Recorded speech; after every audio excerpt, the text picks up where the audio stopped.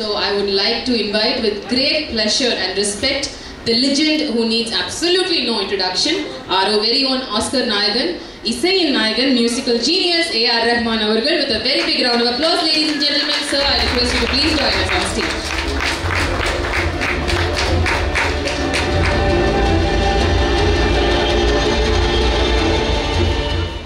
So welcome and thank you very much for the anthem. We simply love it, we simply cherishing it, and எங்கேயோ வந்து ஒரு பெப்பப் வேணும், ஒரு motivation வேணும்னா கேட்கக்கூடிய ஒரு சாங்கையும் வந்து நீங்கள் சேர்த்தே கொடுத்துருக்கீங்க அப்படின்னு சொல்லலாம். So thank you very much for that sir.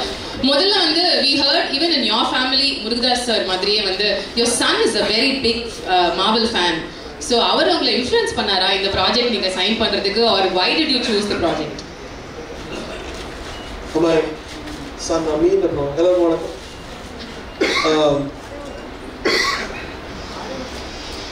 I think the முயற்சி புதுசா இருந்தது. ஸோ இது மாதிரி ஒரு கிராஸ் பாலினேஷன் நடக்கும்போது பல விஷயங்கள் நடக்கலாம். விஜய் சார் சரி, they give the voices, maybe in the future can all turn around, and it's an opportunity to do that. இந்த வாய்ப்பு மூலமா எனக்கு அந்த டைரக்டர் ஜோ இன்ட்ரடியூஸ் பண்ணாரு. அவர் சொன்னார் என்னோட கம்பெனியில் நீங்கள் படம் பண்ணணும் அப்படின்னு. ஸோ இது மாதிரி இன்ட்ரடக்ஷன்ஸ் நல்ல விஷயம்.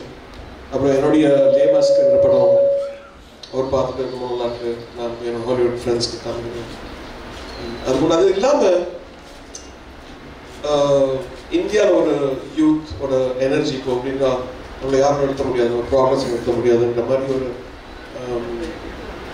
ஒரு எனர்ஜி இருக்குது. அந்த எனர்ஜி வந்து இந்த படத்துலையும் நான் பார்க்கும்போது சரி ரெண்டும் கம்பைன் பண்ண இருக்கும்.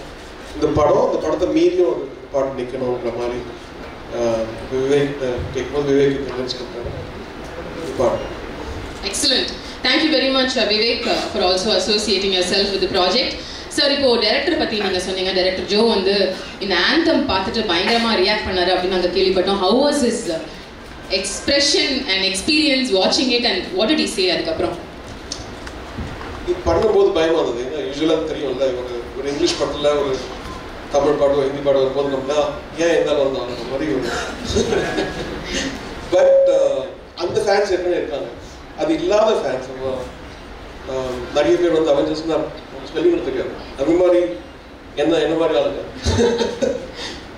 அவங்களுக்கு வந்து இந்த பாட்டு அவங்க வந்து இந்த படத்தோட பிரமிப்பு, இந்த படத்தோட ஸ்டோரி ஒரு சின்ன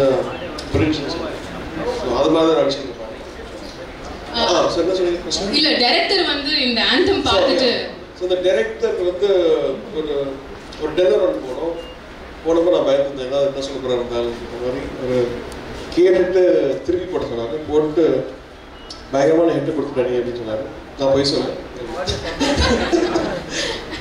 அது மாதிரி சொன்னோட எனக்கு ரொம்ப சந்தோஷமாச்சு. இதுக்கப்புறம் டிஸ்னியில் இருக்கவங்க நிறைய பேர் என் கண்ணில் தண்ணி வந்துச்சு. அதாவது நல்ல ஹிந்தி வெர்ஷன் கேட்குறேன். ஸோ தமிழ் ஆக்சுவலாக இப்போ நான் மிக்ஸ் பண்ணி தான் கேட்குறோம். நீங்கள் ரெடியாச்சு. ஓகே.